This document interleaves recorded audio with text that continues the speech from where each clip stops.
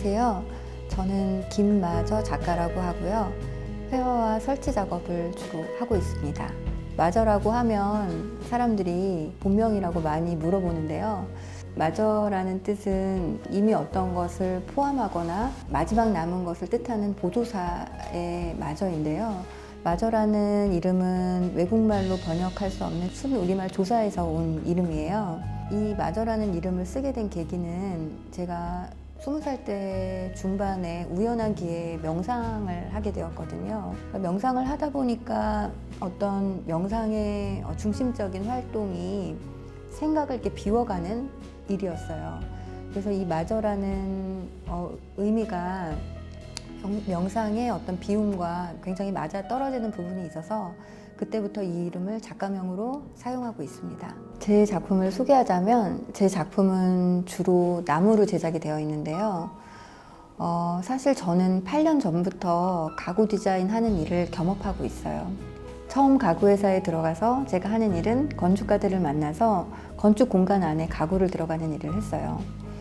그 공간 안에 가구를 수백 채를 디자인했는데 이런 가구 회사에서 만드는 가구의 형태들은 붙박이형 가구와 그 다음에 이동식 가구의 두 가지 형태가 있거든요. 제가 하는 일들은 주로 공간에 맞게 딱 맞게 설계를 하는 붙박이형 가구를 만드는 일을 디자인하는 일을 했어요. 이 붙박이형 가구는 어떤 한 채의 공간도 어긋나면 이게 딱 맞아 떨어지지가 않거든요. 그래서 마치 이게 하나의 원래 벽처럼 가구를 그렇게 디자인하는 그런 일이었어요. 수없는 사각과 사각이 모여서 또 다른 어떤 사각을 채우는 일을 했는데 한 채 공간도 어긋나지 않는 가구를 집어넣는 일들이 굉장히 저한테는 갑갑함으로 다가왔어요. 그러니까 저런 하얀 공간에 만약에 내가 어떤 가구를 집어넣는다면 나한테는 어떤 여백을 주었을 텐데 라는 생각들, 그리고 그것을 꽉 채우면서 너무 답답하다라는 생각들을 그렇게 하게 됐던 것 같아요. 그 전에 제 삶을 돌아다 보면 제 삶도 역시나 그와 좀 비슷했다라고 생각이 들어요. 제가 한 10년 동안 말을 늦게 좀 하기 시작한 아이를 키우게 되었거든요. 그 아이한테는 여러 가지 통감 치료가 필요했어요. 통감 치료라는 것은 오감의 신체에 자극을 줘서 아이가 어떤 감각 작용을 발달시키게 하는 어떤 치료인데요. 그 아이를 데리고 다니면서 산과 들과 또 모든 자연을 접할 수 있는 곳을 돌아다니면서 이 아이의 감각을 일깨워주는 일들을 제가 같이 함께 하게 됐어요. 저는 이 아이를 통해서 어쩌면 세상을 다르게 보는 눈이 생기게 된 것 같아요. 근데 이런 아이 문제 말고도 또 다른 어떤 가정 문제들로 인해서 그러니까 저의 책임감이 가중이 되고 막 심리적으로 마음을 압박하는 일들이 생기게 되었거든요. 그 느낌이 마치 뭐라고 할까? 삶의 어떤 벼랑 끝에 서 있는 느낌? 이런 느낌이 들었어요. 왜냐하면 자신의 시간이라는 게 하나도 주어지지 않았거든요. 그래서 어떻게든 시간을 쪼개고 또 내가 숨 쉴 수 있는 공간을 만들어야겠다. 그리고 자신의 의미를 좀 찾아야겠다라는 생각을 많이 했어요. 자유라는 것, 또 어떤 자유로움이라는 것에 대해서 깨닫는 계기가 있었는데 그거는 2017년도에 프랑스의 레지던시 프로그램에 참가했을 때였던 것 같아요. 굉장히 어렵게 용기를 내서 기존에 이제 다녔던 직장을 그만두고 프랑스에 가게 되었는데 틀에 박힌 그 삶에서 벗어나고자 하는 욕망이 되게 컸던 것 같아요.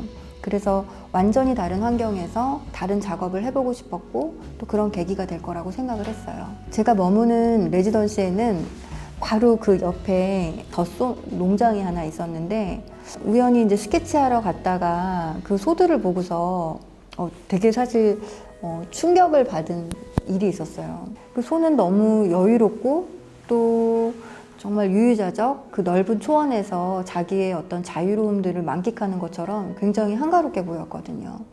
나의 삶은 왜 그렇게 절박하고 억압되었을까? 뭐 이런 생각들을 되게 많이 했던 것 같아요.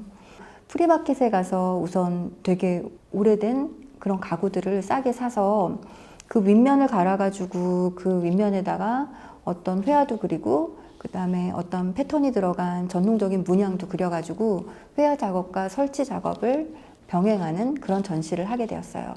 이런 계기가 제가 처음으로 어떤 회화가 공간으로 빠져나오게 된 첫 작업이었던 것 같아요. 그렇게 프랑스에 다녀와서 어떤 작업을 하고 싶은지에 대해서 많은 생각을 하게 된 계기가 된 것 같아요. 붙박이형의 가구들을 수없이 디자인하면서 제가 틈틈이 사각에 반대되는 공간을 갖는 그런 작품들을 계속 스케치를 하고 그려놨는데요. 이번 전시된 작품들은 틈틈이 그때 그려놨던 스케치 작업들을 입체로 형상화한 작업들이에요. 제 작업을 보면 여러 가지 되게 좀 생소한 도형들이 보이는데, 이런 도형들은 사실 제가 창조해서 그렸던 도형은 아니에요.